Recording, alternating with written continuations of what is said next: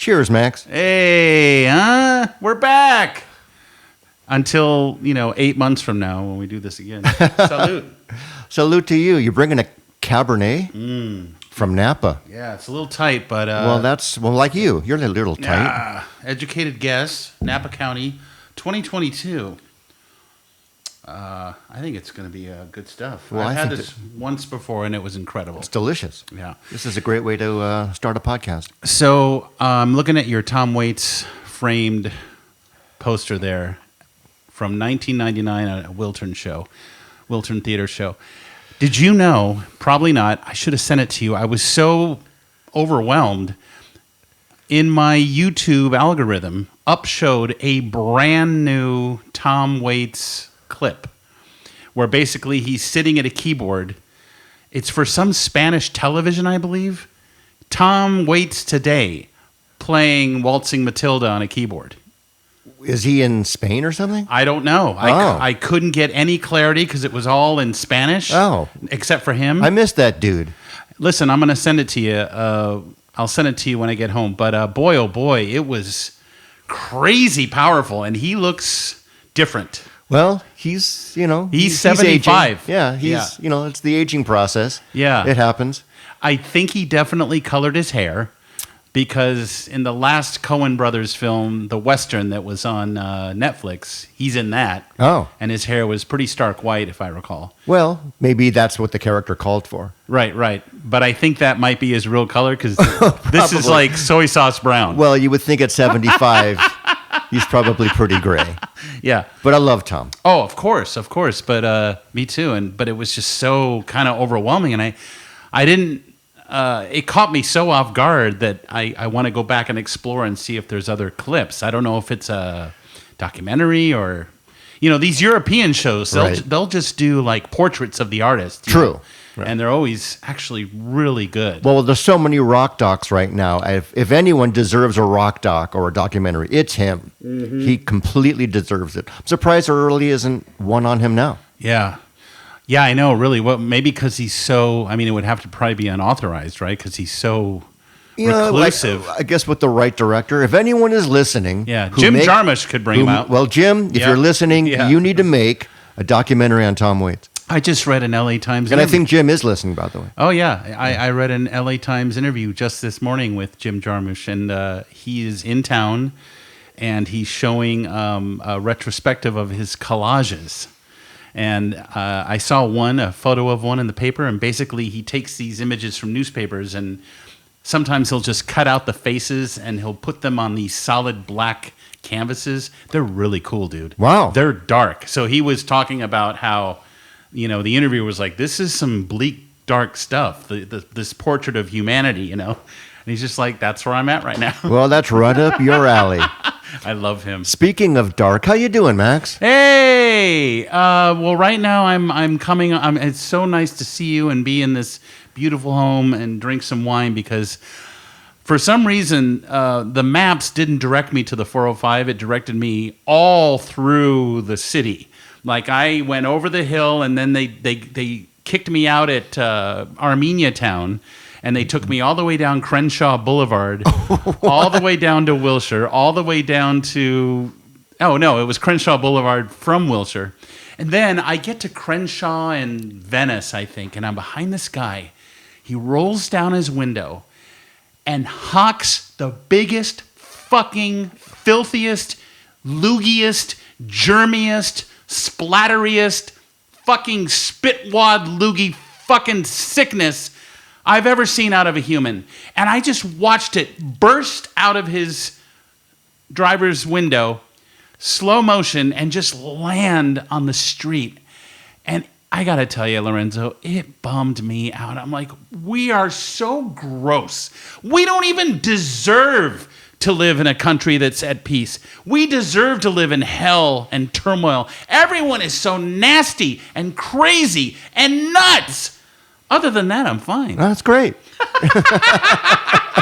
You put me in a good mood. I can't wait to do this episode now. You're so lucky you don't notice those things. Well, I see it. I just don't. Well, number one, you don't absorb it. I don't absorb it. I am not one to be phlegmless I have phlegm. I don't, hawk it out of my window. Right. Because people have no class. I don't like the spitting people. And I'm not a spitter.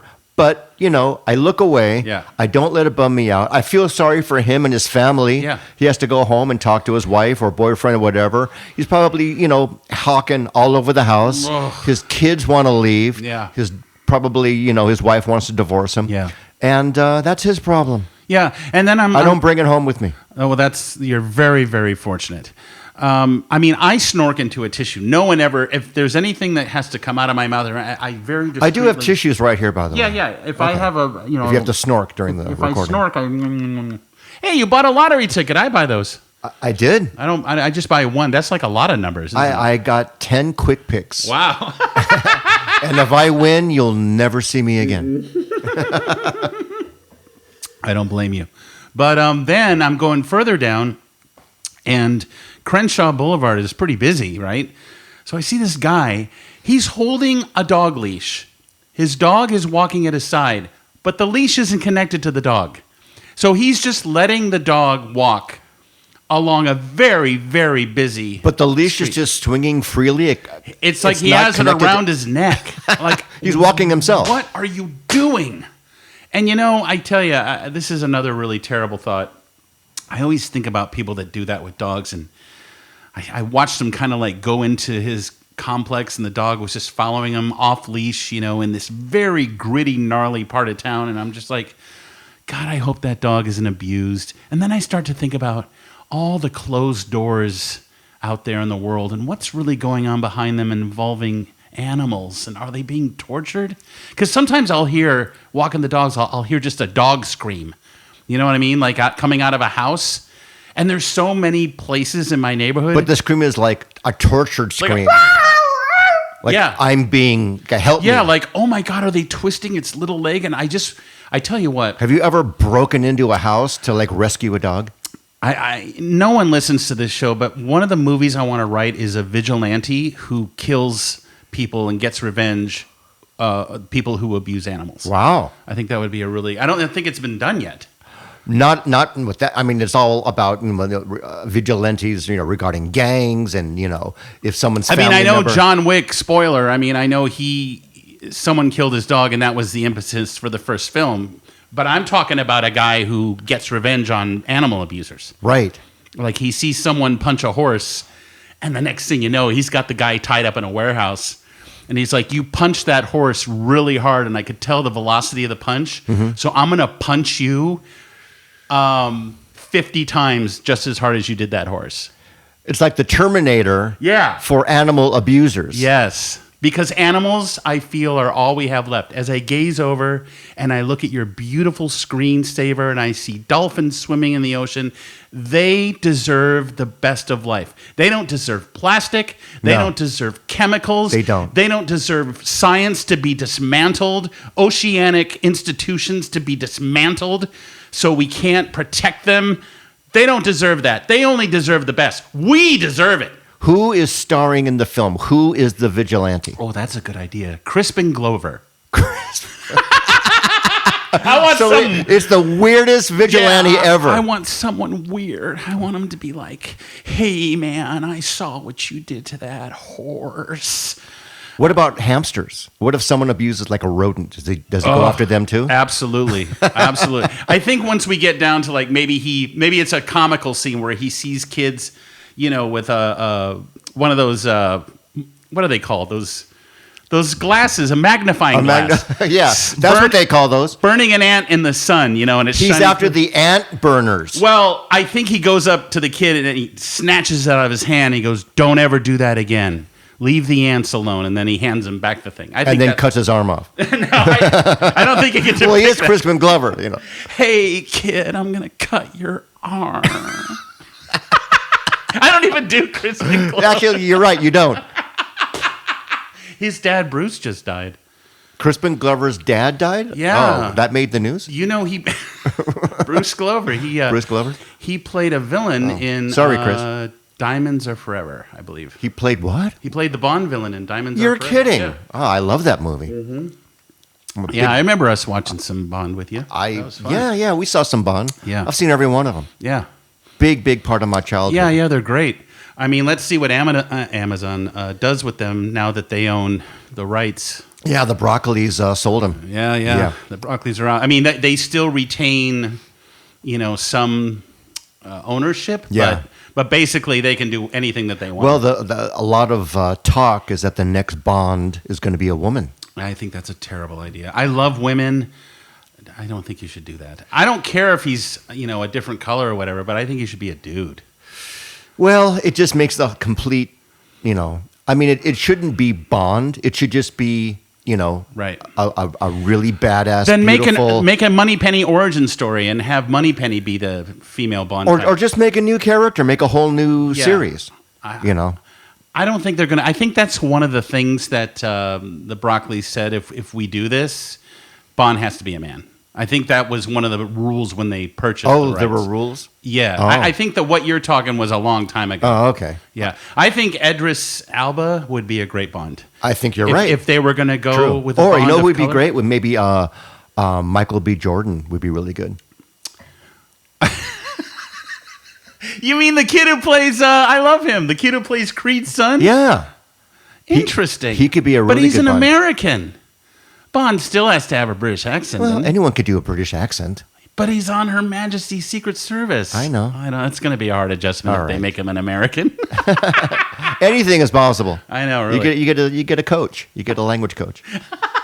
Oh, so you're saying Michael B. Jordan walks around with a British accent? Yeah. I'm not saying it's going to become... I think he's fantastic, but that's going to be a hard pill for me to swallow. Okay. I think he should at least be an international British person. I've got my rules about Bond. Okay. All right. How about an old Bond, like, what's his name? Pierce Brosnan? Yeah. I don't think He comes back as like an 80-year-old. I don't think I like that. All right. Yeah. Bond's father. He's on a new show I saw a preview for that looks pretty good because I love Tom Hardy. Mobland. I might check that out. Oh, all right. I hope I went down the Severance rabbit hole. Oh, yeah. So cool. Yeah. I really like that show. Yeah, so we did the first season, which we flipped out for. Then there was like a 9-year break, right? Yeah. We took a look at episode 1 of season 2. That's all, as far as we've gotten. And we had no idea what was going on. You got to watch the whole thing from the beginning. Yeah.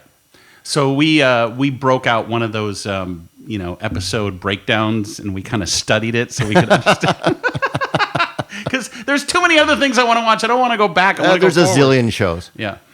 But no, it's a great show. Max, I have to ask you, in your personal life, because it's been so long since the last episode, yes, and everyone's wanting to know, including me. Dude, what's going on with you? Well, okay, so 2012, I'm in a hotel room in Athens, Georgia. My wife, she went out there for a HR conference, so I got to go with her, and we got to see Athens. It was amazing. We went to Automatic for the People. I was about to say, were you searching for REM? Oh, yeah. We saw the 40 Watt Club. We saw the record store Peter Buck used to work at, all that cool shit. And then, so she's at the thing, and, when a man's alone in a hotel room all day long, he's bound to touch his genitals, which I did. And so, I'm taking care of business, and all of a sudden, right after I emitted, I had temporary blindness in my left eye. Then I had a debilitating migraine. And I'm like, whoa, that's a good cum. You know what I mean? Wow. What so it's true. Like, if you do it, you'll go blind. Yeah. It's weird. So then it freaked me out. But what did I do? I did the same thing the next day just to make sure it wasn't a fluke. Same thing happened. Yeah, the next day. Yeah. So I stopped touching myself, which was really hard. And then I wasn't able to have any intimate and you got no one else to touch you with my wife. Yeah, I mean, my wife ain't coming near me. No, she understood. But so I said, okay, I guess I better get back to LA and go to see the doctor. So I had an MRI on my brain, and I'm a claustrophobe, and my head is really giant. So when they stuck my head in the Kleenex box, you have to put your head in to keep your head kind of still. There's a little foam cushion that your head rests on. They had to remove that. This is 2012. to fit your head. To fit my head. So you wouldn't fit in the MRI machine? Right. So on the base of my skull for 90 minutes, it was so sore because it's digging into plastic. Because you're inside this coffin. And you can't move. And I'm a claustrophobe, and I can't move, and you're hearing bang, bang, bang, bang, bang, bang, bang, bang, bang, bang, bang, bang, bang, dung, dung, dung, dung. You know, it's the very, very worst. So then they did that, and they said, oh, well, we need to take a deeper look. You need a cerebral angiograph. And that's where they shoot a line through your, artery. Like, they went in through my groin back then.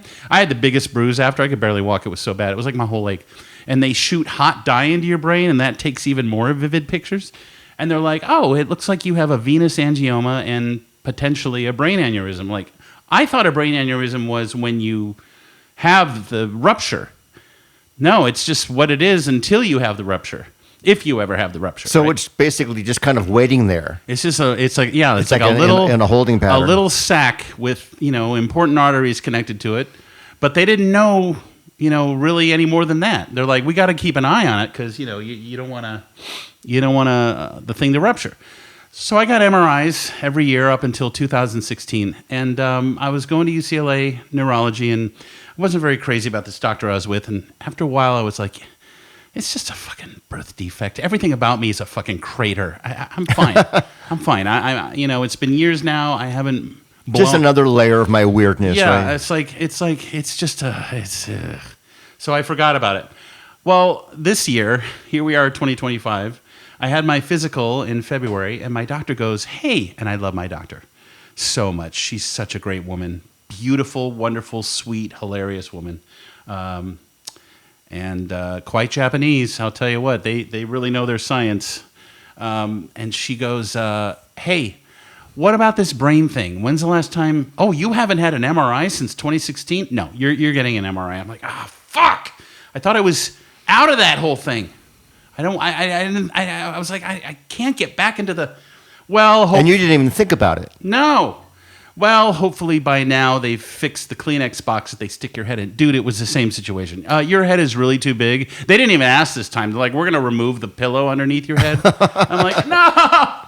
So I went back in the MRI. Same story. I come out of it. They're like, there's been some changes. So we need to get you a cerebral angiograph again. Oh, no! So I went in for that whole procedure. Thankfully, this time they went in through the wrist. It wasn't as bad, but boy, that hot dye that they shoot into your head, it hurts. Yeah, it's hot. And you have to stay still. This was on St. Patty's Day. So I'm down at Ronald Reagan, Memorial in Westwood, right? And it's St. Patty's Day. And that's not how I want to spend my St. Patty's Day. You want to go drinking and have a steak and corned beef and cabbage and watch Pogues videos all day. So whatever. But I'm inside the procedure room, and the nurse guy's like, hey, you want to listen to some music? I'm like, yeah. Because by now they've sedated me, like, yeah, can you put on the Pogues?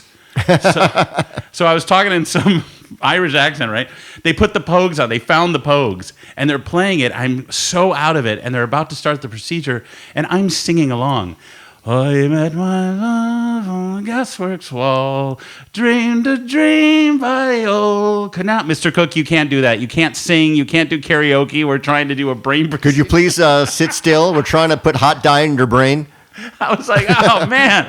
You just want to rock out to the Pogues. Yeah. Isn't that why you're there? Yeah, totally. So that was pretty funny. They were great. Boy, what an amazing staff. I tell you what, if there's anything I'm learning from this experience is people in the medical field. They're amazing. They're so incredible. And they also deserve only the best. They should be facilitated with everything they need. I agree. But of course, we're going to dismantle the Department of we're Health. going to fire every doctor in America. Yeah, so, okay, whatever. Yeah, that's great. So then... It's great that this country's becoming great again. So then they right away, my neurologist, who's also very smart, came over and he's like, okay, so here's the story. And he was showing me photos he had taken off the screen. Like, the technology is so fast. It's like there's no processing. It's right there. There's the images. And they showed up in my portal like overnight, like these crazy images of the inside of my brain. So I have two brain aneurysms, one's small and one's big. And the big one has two very important arteries connecting to it. Wow. My right arm and what he described, English isn't his first language. He's also a Japanese person, but English isn't his first language. So I think he struggles a little bit with the correct wording, but he's like, your understanding could blow. I'm like, wait a minute, what? My understanding? So I'm going to become a one-armed vegetable if this thing goes down? And then I wouldn't be able to draw anymore because there goes my right hand, and I don't have enough motivation to start learning to draw with my left. Plus, right arm's my jerk-off hand, so like there goes that. I mean, I do everything with my right hand. Of course. So I would be so fucked. So they're like, we definitely need to fix these because, and he said it. He kept saying that what I have it's a fusiform aneurysm. He says it's very rare. Of course. And we've never seen this before. It's only happened in a sperm whale once in about 40 years ago. Yeah. For some reason, this particular one is rare. And I'm like, oh, it is? So does that mean it's so rare that people don't know how to operate on it? Well, no, we just got to figure out the options. Do we go in intravascularly like they did with the angiograph and put in a coil or a stent to fill this thing in case it bursts and the blood has somewhere to go? Or do we cut your skull open? And you're waiting to see what they're deciding as of today. Yeah, so it felt like there was all this rush, like Russia. And then I hit a wall. They're like, all right, well, we'll talk to you in 2 weeks. And why is because in that time, they had to figure out the course of action. But of course, it's been the longest 2 weeks of my life. So nerve-wracking. It's very scary. Yeah, they built a 3D model of my brain. Did they? Wow. They got together with the neurologist. So I pushed my luck. I'm like, because the doctor's really nice. He's like, you can reach out at any time. So I'm like, hey, doc, I know I don't have a meeting with you again until April 2nd, but can you tell me anything? Is there anything I should know? He's like, we'll talk about everything on April 2nd. God damn it! So tomorrow, I get on and find out what the hell they're going to do. Wow. Well, man, that's a lot of shit. I'm really sorry that you're going through it. Yeah. The medical world today, 2025, is the best ever in history. Yeah. So if this has to happen, this is the time to have it happen. No, I mean, you're going to be fine. I mean, they're going to figure out the right course of action. I know. And you have a great team. I know. And you're going to be fine. You will ride again. You're going to definitely jerk off again. And you're not going to be a vegetable. It'll take some time. You'll recover, Yeah. I know this, but I'm also terrified. I mean, of course. There's a balance, Yeah, absolutely. How can this not be on your brain 24/7? Yeah, I'm just like, because they did say it's a precarious procedure no matter what. They said that basically, the sensitivity of the arteries that are going in and out and all this other stuff, you got to really be careful. And I'm like, it's nerve-wracking. Well, it is. I mean, this is the most sensitive part of our whole body. Yeah. But I tell you what, I mean, I know this is really even more depressing than anything else I've probably said. But seriously, though, if something goes wrong, I've already resolved that I'm okay with it. If I die, if I become a vegetable, if I lose my right hand, I'm already like, of course. I mean, that tracks. Could it be years of karma of me, making fun of people on the street or yelling at the guy who's spitting at or wanting end times and begging for my death. The universe has finally agreed with you. They're like, all right, if you want it this bad, you won't. Be careful what you wish for.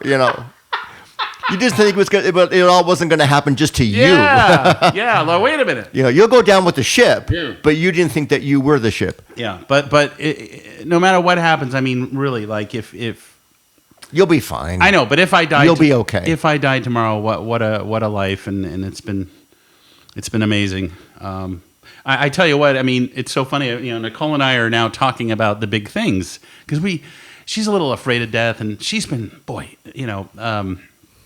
what is it? Bedside manner is not her forte, but she has been extra sweet and loving. And it's kind of nice. Like, oh, I'm kind of seeing how much you really care about me. Cause she's the best. I ain't seen her cry over me in a long time. Oh, yeah. She was crying. Well, it's all in there, man. Yeah, no, I know. And she's real worried. And she's like, I guess we got to start talking about these things. She kind of has she does have a fear of death, but I thought it was more her own, but no, she's also scared. So then, I was like, well, I've got 9 urns, not 9, but however many dogs I have that have died. Let's see, There's Bugsy, Lily, Tyler, Mickey, Malcolm. Yeah. 6 dogs in urns. Oh, really? In your house? Yeah, yeah. Oh, I didn't. Little dog urns. Are they all together? No, they're in little separate. No, but I'm saying all the urns collected in one. Yeah. There's a pile of urns. There's a pile of urns in my office. Oh, there's an urn section. Yeah. So I said, well, I really need you to open all the urns. You know, if I die, and throw me in with the animals, and then save that whole bag, and then when you're ready to go, you'll put your ashes in. But are you going to be one of the urns in the? No, I'm not going to be in an urn. I'm just going to be in a shitty sack. The dogs are in the urns, but I want my ashes mixed with the dogs' ashes. A little bit in each urn. No, all of them dumped into one sack. You want one gigantic mixed urn of you and all the dogs. Correct. I see. That's exactly what I want. That's your piece. That's going to be your. Yeah. And then does she sprinkle these urns over? Well, it ties into what I just said about the dolphins, because she's like, well, wait a second. We got to make sure if we put it in the ocean, because I was like, I just dump it in Cayucas Bay, you know, and she's like, well, we got to make sure that the ocean isn't going to be harmed. But dude, then I started looking at other ways they're getting rid of people. They got composting. They do. They can take out all your organs and wrap you in a sack and make you stick you in the earth. They make you dirt. Yeah. What they do is they literally dissolve you into dirt and they plant you in a tree. I think you need some more wine. Yeah, I do need some more wine. Now, what if they planted you? Now I'm going to get up. In like, in a field full of pot. What if they went to like a pot farm? You don't want to be a pot farm? All right. Pour me some more wine. We got to have a lot of wine for this discussion. I don't care about that so much. That's good. That's good. Thanks, dude. Look at all this stuff. You want a breath mint? No. Stop offering me breath mints while I'm drinking wine. All right. But cheers, man. Here's to life and the medical system and your brain. To life, l'chaim. You're gonna l'chaim, to life. This is episode 35. We are going to do episode 36. It might be like Weekend at Bernie's. I'll prop you on the chair and I'll just talk to you. Weekend at Max's. But yeah, we gotta figure all that out. She's like, I need your passwords. I'm like, all right, so I need your password. Yeah, I'm like, all right, well, here's my. Was that the first question out of her mouth? Yeah, here's my phone code. Here's my computer password. Like, I got nothing to hide. Like, I've got all these backup hard drives. If she ever goes into those, she's gonna find some weird shit. If your right hand is gone, are you just gonna have her masturbate you all the time? Why not? I mean, give her a hobby. She's got to have good technique, but well, that might be something you need to work on. Yeah, but no, that would be. You'll be fine, dude. We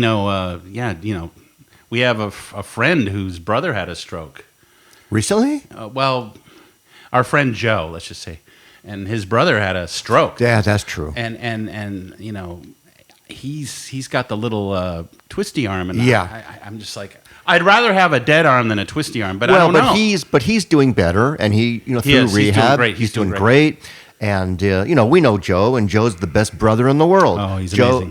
Joe's fantastic. I went and hung out with those dudes. No one is taking care of a brother better than Joe. No one. And he is, this is where all the love comes out. Yeah. If you think people don't love you, well, Joe, all the love for his brother came out. Yeah. And you realize how much he loves his brother, and your wife loves you, and I love you. I love you. And I'm there for you. I'm not jerking you off, though. But I don't know if I could get off on a dude jerking. That's true. Especially you. But I'll do anything else that you need me to do. Thank you. But you'll be okay. I'm sure I will. But it's still been an ordeal, and I don't know what I'm facing here. Because if they got to cut into my skull, that's going to be a lot of... That's going to be about 6 weeks of rehabilitation. Yeah, at least. I mean, that's going to be, you might want to grow your hair longer for the cover the scar. It's so funny. I was, Nicole doesn't like it when I get really shaggy on my head with my hair, so I was going to just leave it until they have to shave my head until they find out what they're going to do. Yeah. But now I'm starting to not stand it, so I may have to go get a haircut before I get my brain opened. Well, you don't know when that's going to be. Go in that way, you won't find out till tomorrow. I mean, tomorrow, just telling you, today's April 1st. Yeah. So none of this is an April Fool's joke. No, this is all real. It's all real, and it's all really happening, unfortunately. But the thing is, though, once you're through it all, you won't have this anymore. Right. So that's the positive thing. No, I will continue to. I will. I will definitely. This is the big health scare, so I will definitely. I've already kind of started to take better care of myself. Good. You know, and move around more. And it's so funny. I for some reason I always have to have a fan on me, right? So I have a little remote for my fan. It's in the living room, and I turn my little fan on. And I turn it off at night. I can't find the fucking remote, so I have to get up every time to turn that fan on and off, and I like it. It's almost like I want to get rid of the remotes, like the essential ones I get, so I can get up and turn things on. And move your body. Yeah, I mean, I'm much better about that anyway because I have to walk the dogs, and I. But you should work out at least. Yeah. You should at least maybe get a home treadmill or something. Oh no, yeah, I got a stationary bike that's been used as to hang clothes on for the past 5 years. So I'm gonna break that out. But also use this experience to realize what we all kind of know, but we don't really adhere to it. Is that life is short, right? And it goes by really fast. Yes. And you don't know what's going to happen tomorrow. So whatever you want to do, whatever you want to buy. If you want to go somewhere on planet Earth, just go. Yeah. Don't put it off, man. And also, for those of you listening who are on Instagram, I'm at Max Koch Uncorked, MAXKOCH. Jesus, I can't spell my own name. MAXKOCH Uncorked.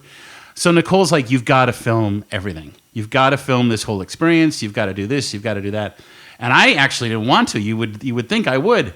She filmed me in the room right after the procedure, and I'm slurring and drugged out and everything.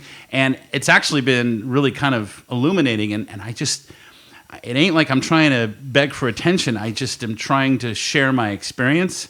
And no matter what, people have been just unbelievable. I can't believe how many people have come out of the woodwork throughout my life who've just heard rumor that something was wrong.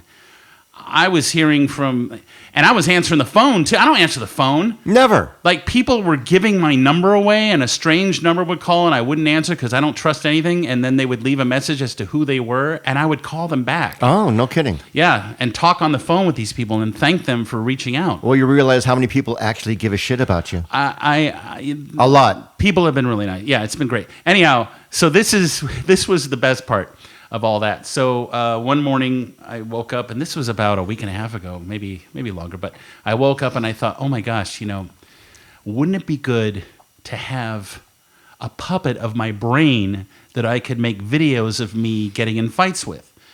And we go through this experience together.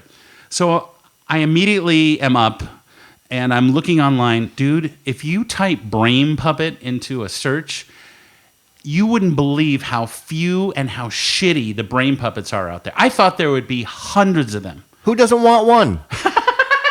I might call my next band Brain Puppet. Brain Puppet. That's a good name for a band. So you can open for the Meat Puppets. So then I was like, holy shit. What if could my mom, she's so crafty. She's so funny. She knows me. My brain was inside her body. What if my mom made me a brain puppet? Does she sew? So I'm pitching this because my mom has these kind of like, she's up for 3 days, she's asleep for 3 days. So I never know when I'm going to catch her. So I pitched it to my wife, my sister, and my stepdad, and they all agreed that it's a good idea. So my mom, I start to explain it to her. She's laughing. Before I can finish my idea, she goes, I gotta go. Mom, where are you going? No, I gotta get to work. Dude, I'm talking like a 48-hour turnaround. You get a box from UPS. I get a box. I open the box, and she has made a brain puppet. Of course she did. You've got to see this thing. Completely anatomically correct, right? It's so fucking funny.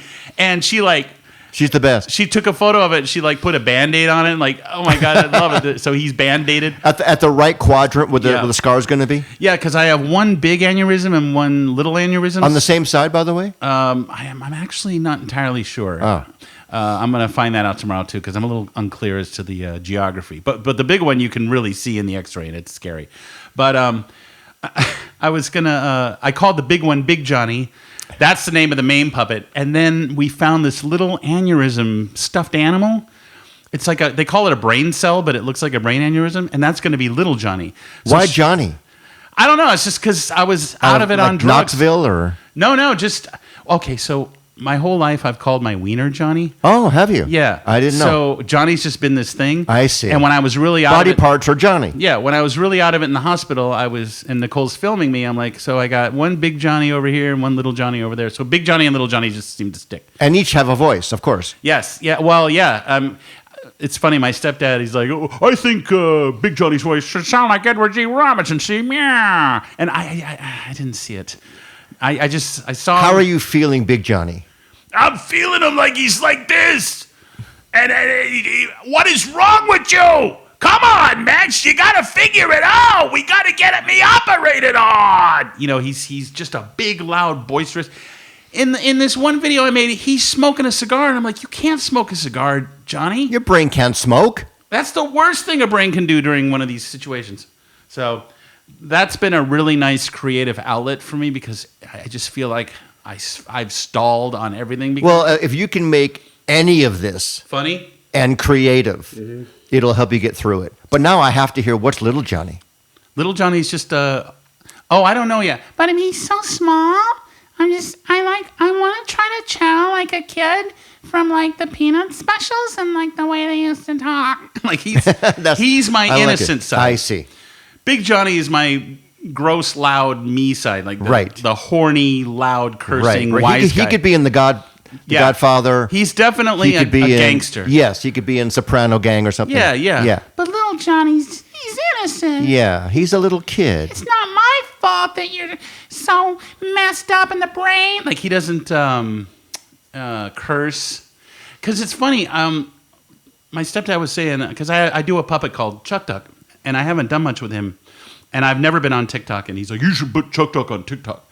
I'm like, yeah, it's kind of a good idea. So I started to make Chuck Duck videos, and Chuck Duck's just sort of this weird duck bath puppet I found, and all I do is Adam, the counselor, my friend Adam, a.k.a. the counselor's Uncle Chuck. He's from Boston, and he sounds like this. So that's what the duck sounds like.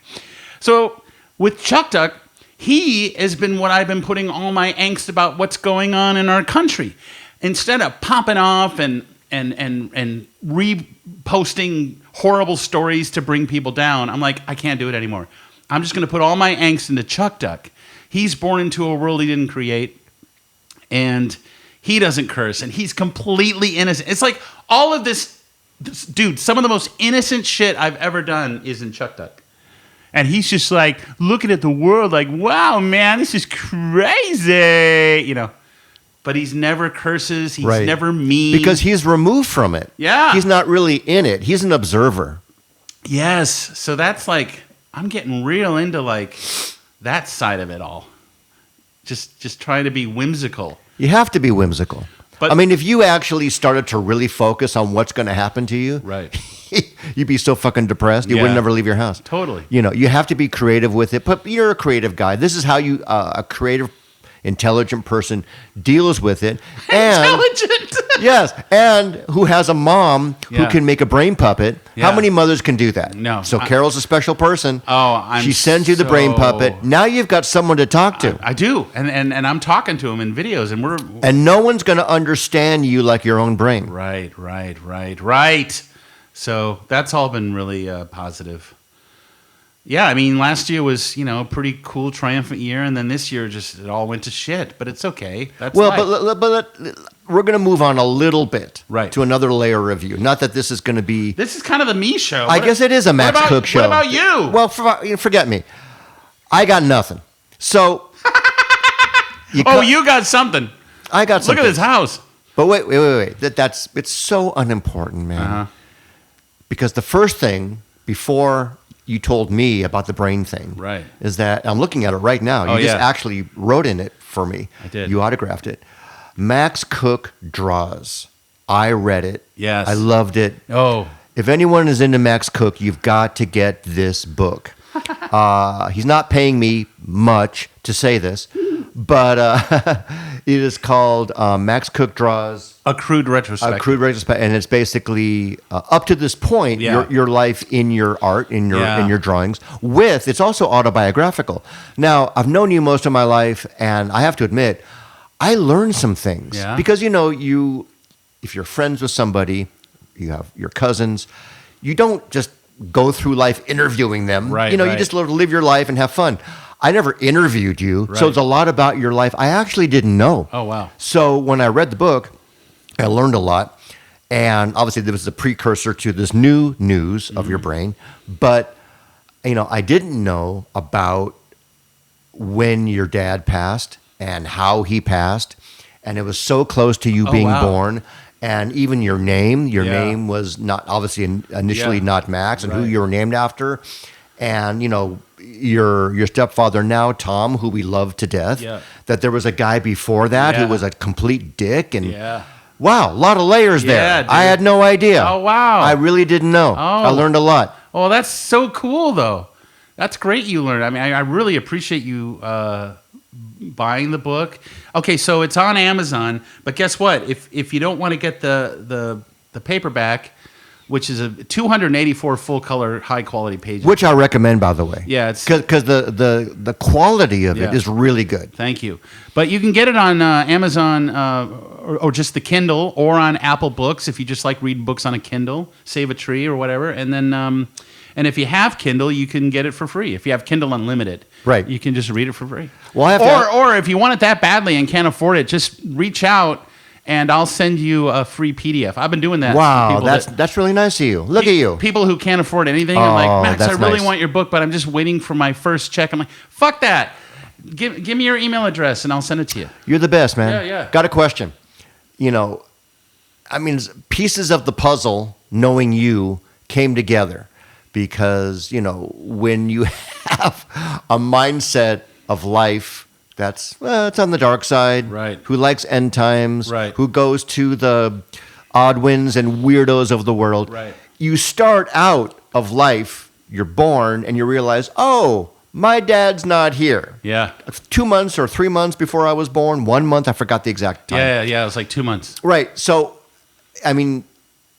as much as I don't want this to be a therapy session, but No. when you grow up realizing what happened to your dad, and he drove off a cliff, right? No. He was in a car accident. He ran into a tree. He ran into a tree. off I'm the sorry road. about that. Right. That's He ran okay. into a tree. Yeah. And he was off duty. He was a police officer. He was. off duty. Right. But he wasn't drunk. No. He but- just lost control. Yeah. He had a police radio in his car, and there was an alert had gone out about a kidnapping, and that's what I was told by over the years. So he went to the area where it was, kind of like vigilante style, and then he lost control of his car because it was a speedster. It was like a fast car back Right. then, and they didn't have a lot of protection. So Right. No airbags or anything. No, he flew off the road Wow. into a telephone pole. Wow. And he was 23? 21. 21. Yeah. 21 Yeah, he had years just old. gotten out of the academy. Wow. I know. Isn't that crazy? It's crazy. And so you are born Right. and you're looking for your dad and Yeah. he's not there. Yeah. That is just got to and then you hear the stories as you, I thought the as you can demons- assimilate it, right. maybe you're 2, 3, 4, when you can finally understand what's going Yeah. on.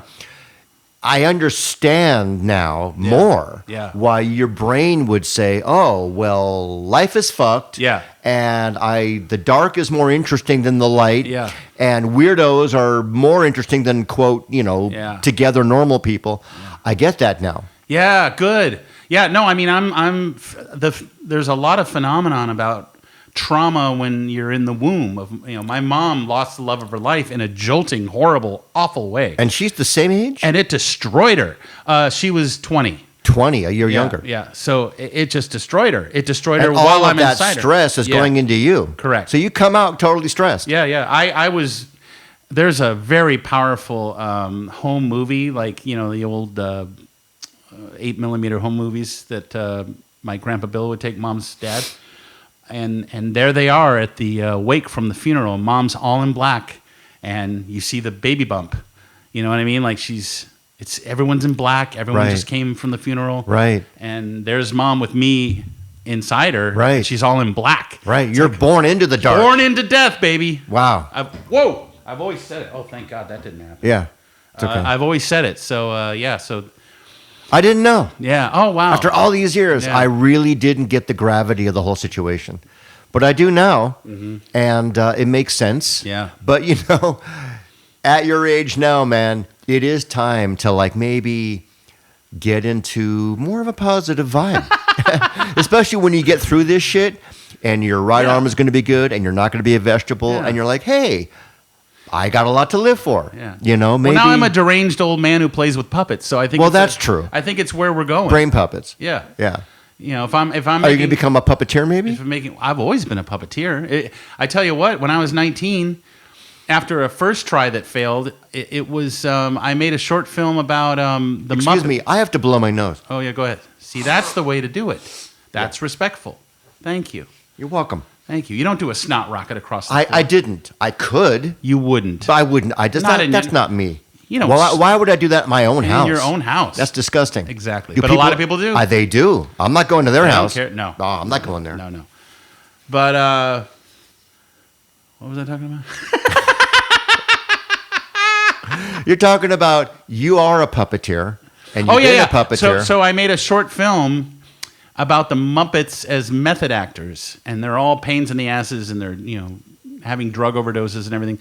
That got me into CalArts Film School. So I've always had puppets. You got into CalArts because of your puppets. Yeah. They said, hey, we need this puppeteer. Yeah. Once I got in there, I shat the bed and didn't take advantage of the program and realized I had totally chosen the wrong art school. Did you leave before you graduated? Oh, yeah. You did? I wasn't there for long at all. And it was so expensive, and I didn't have a scholarship or anything. Did you think that everyone there was kind of a douche? Yes. Really? Oh, it was a terrible place. I should have gone into the animation department, because out of there came Tim Burton. Oh, well, yeah.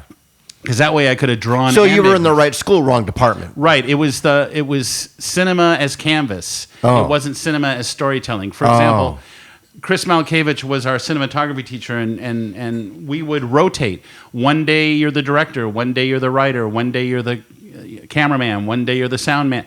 And when it came around to my movie that we're going to make, I'm the only one that came in with food, with a script, with a cast, and with a plan. I was the only one. Everyone else was just figuring it out as they go along. When I was cinematographer, when I was up for that job, we were out in the scorching September heat, and I'm on all fours in a parking lot filming tires. The tires out in the parking lot, because this dude's like, I just want to capture tires. And I was like, you're like, dude, you're an idiot. This is the worst. Yeah. You're tired of the pretentious. tires. Dude, I wasted so much time. And that's when I said, fuck this. And I got out and started doing my own plays in town. I wrote plays and would stage them. You saw a few of them. I did. And that's when I just went down the whole theater thing, and it was much, I don't know if it was better for me, but anything was better than being in that film program. It was just wrong. Well, it led to, at least when you do something and you realize, oh, this is not for me, the only way you're going to realize that is if you go into it and realize this is not for me. So at least you did it. Yeah. And you didn't have a woulda, coulda, shoulda. Oh, if I only went to CalArts, I could have been to this. Yeah, I mean, I think it's cool that I got in. Yeah. But that's the only triumph there. But I didn't know that you got in because of puppetry. Yeah. Interesting. Now, you didn't bring your brain puppet today. No. Oh, I wanted to see it. Oh, I'm sorry. I should have. I thought about it, but I just had too much to bring. You had to bring the wine. Yeah, I had to bring that. Wine's more important than brain puppets. It is really good, by the way. Some days. Yeah, well, it's opening up. It's flourishing. It's flourishing, but, a combination of this wine and a brain puppet would be pretty cool. Maybe next time. Next time. Well, I'm glad you bought the book, and I couldn't be more thrilled. Well, I learned about you, and I learned about how you see the world through your drawings. And you see a lot of the things I don't see. And a lot of the quotes, I have to assume, you said they're pretty true. Yeah. Everything that you've written that these people have said in a market, in a store, on the street, in a car, in a fast food place, whatever, it's all really happened. It has. It's pretty, you draw this, no pun intended, to you. I mean, you're a magnet for weirdos. I know, and I think it got to a point where I'm like, I gotta sort of block some stuff out because it was just draining the life out of me. And I still do it. I mean, I still notice everything. Did it make you not want to leave your house because you think, if I go through this door Yeah. into the outside world, Yes. I'm going to draw Yes. 17 weirdos to me today? I would say it's half the reason why I'm a recluse. Really? Yes. Because you know that everyone's going to go, oh, I'm going to go talk to this dude and snort and fart and yeah. say crazy things because he'll understand me. but maybe, do you think that maybe they think that you will understand them? That you've got some kind of open yes. karma for them? Oh, yes. I definitely attract the tossed asides and the like. I had to stop talking to the people at the grocery store, the clerks and the bag boys and stuff, because I would build like friendships with them, not outside the grocery store. But what's wrong with that? No, it was nice, but then it got to the point where I couldn't go to that store anymore because, like, there was one gal over at the Vons on Pass who every time I would get specifically in her line, and she would ask me, have I seen this movie, this movie, that? And her taste in cinema was garbage. But you're talking so much that the people that are next to you are Yeah. like getting pissed off. No, I always try to keep the line moving. Oh, okay. But it's just as she's booping the stuff, you know Right. what I mean? Oh, okay. It's multitasking I because see. women are great at that. So I'd be having conversations while my groceries are being booped and then bagged, and then I'm out. I'm not holding the line up. I don't like that. I try to be very polite to everyone. But it was that was like sucking the life out of me I after see. a while. And that was like, I have to stop going to the store. see. It's a running joke, actually. Did Nicole's you like, literally stop going to the yes, store because of yes, her? and I loved that store. Yes, she seemed to work every shift I was there. I'm like, I was trying to figure out when. And you hate her taste in movies. when she had dates. Oh God, she's like, You've got to see Marley and Me. I know you like. I'm like, I ain't watching that. I read the book and it nearly destroyed me. I saw the film. It was fine, but it's like I'm not putting myself through that. She don't know Jim Jarmusch movies. She don't know nothing about. So because of her, you're not going to Trader Joe's and Ralph's and I don't go to Ralph's, Sprouts or I don't go to whatever? Ralph's. I go to Trader Joe's and I go to because of her. pavilions.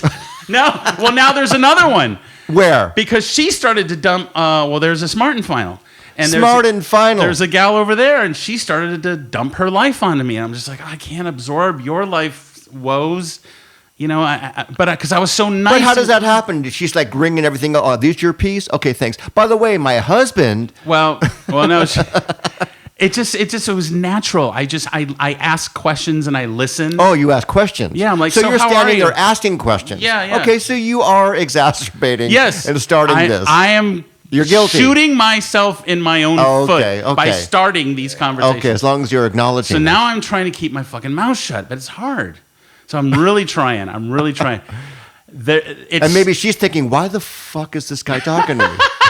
No, actually, that Smart and Final gal, I still see her occasionally when I have to go in there. Okay, so you still go there. I still go there, and she'll be like, "Where have you been? I've been meaning to tell you this, and that about my life, and you haven't been around." You know? How's her taste in movies? She doesn't have any taste in movies. Okay, you're talking about. I think she probably watches the 1,000-Pound Sisters or something, like that, which I would watch too. I see.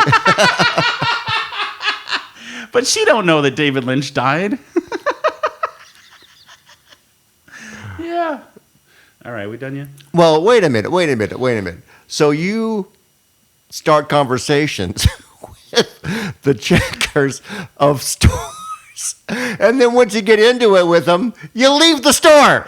It's like, if I was in the dating world, I would be the biggest scumbag alive. That's right, because you would start conversation with these women, and they'd be like, "Oh, he's really into me," Yeah. and then you would leave them. They're so vulnerable, and they just want to. And I hate them. And I'm a good listener. Like, oh, you're so nice, and you always know what to say. I'm like, I just want to get my wine and get out Can of we here. get the check, please? I don't want to be mean. That's why I avoid the markets now. I try not to talk. So you have your groceries delivered, basically? No. I gotta. Because then you got the delivery person that you need to talk to. Yeah, no. Every once in a while, I might order some groceries, but it's so rare. It's Oh so my rare. God. Yeah. So I would say probably out of a normal day, you leave your house for about 10 minutes. Yeah. These days, in particular, yeah. Unless I really need to go out, unless I really need something, I promise myself not to fill my weeks with social obligations. It's just too much. It's too much for me now. Well, it is now. I mean, you Yeah. have a lot to think about. Yeah. You have one thing to think about. But Max, I love you, and I know love it's you going to too, be man. fine. I'm a little overbooked, but yeah, it's gonna all calm down. The next time we do this, you're going when to I'm be a through vegetable. it. Yeah. Well, you're not going to be a vegetable. Your right hand will be fine, and you're going to get through it. And everyone that's listening that loves you knows you're going to get through it. And we all wish you well. I wish you well. And, it's easier for me to say because I'm the one not going through it. But you've got more store checkers to talk to and ignore. Yes. You have more stores to to basically abandon. Your life is going to go on.